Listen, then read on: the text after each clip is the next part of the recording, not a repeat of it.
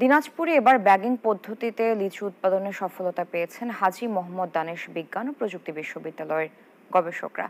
অল্প খরচে উৎপাদন করা হচ্ছে পরিবেশ বান্ধব বিদেশে রপ্তানিযোগ্য লিচু। কৃষকদের মাঝে এই পদ্ধতি ছড়িয়ে দিতে চান হাবিপ্রবির গবেষকরা। তবে এ প্রয়োজন সরকারি পৃষ্ঠপোষকতা। ফখরুল হাসান পলাশের তথ্য ও চিত্রে ডেস্ক রিপোর্ট। লিচু গাছের সবুজ পাতার সাথে কমলা, হলুদ, নীল, সাদা সহ বিভিন্ন রঙের ব্যাগ ঝুলিয়ে করা হচ্ছে লিচু উৎপাদন। এবার ব্যাগিং পদ্ধতিতে লিচু উৎপাদনে ভালো ফলাফল পাচ্ছে দিনাজপুরের হাজী মোহাম্মদ দানেশ বিজ্ঞান ও প্রযুক্তি বিশ্ববিদ্যালয়ের গবেষকরা। গত কয়েক বছর ধরে ব্যাগিং পদ্ধতিতে লিচু উৎপাদনের চেষ্টা চালিয়ে চলতি মৌসুমে সফলতার দ্বার প্রান্তে গবেষকরা। মূলত পোকার আক্রমণ রোধ করতে রাসায়নিক কীটনাশকের পরিবর্তে ব্যাগের ব্যবহার করছেন কীটতত্ত্ব বিভাগের এই গবেষকরা।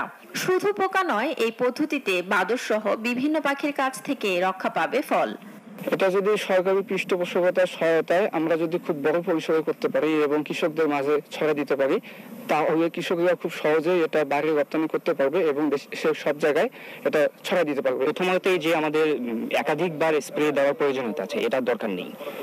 এর ফলে আমাদের স্প্রে করার খরচটা যেমন কমে যাবে, তেমনি বিষাক্ততা থেকেও আমরা মুক্তি পাবো। আসলে আমরা এখানে 6টা ব্যাগ করছি, আর একটা আইজিআর আছে, মানে ইনসেক্ট গ্রোথ রেগুলেটর, আর একটা আছে কন্ট্রোল, যেখানে কোনো ট্রিটমেন্ট দেওয়া হয়নি।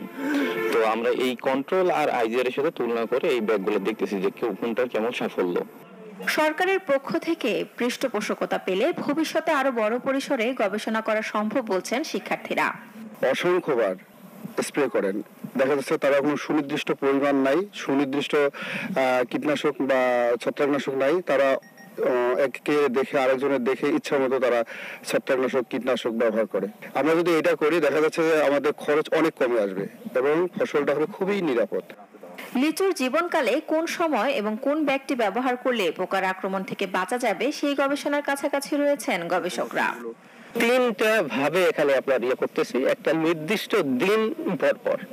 ফলে আমরা এই প্রজেক্ট শেষ করে আমরা বলতে পারবো যে কোন দিন বা কোন সময় এই ব্যাগটা যদি আমরা গাছে লাগাই, ফলে ওই পোকার আর কোনো আক্রমণ হবে না।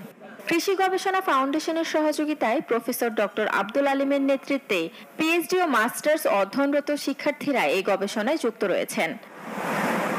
Desk report, news 24।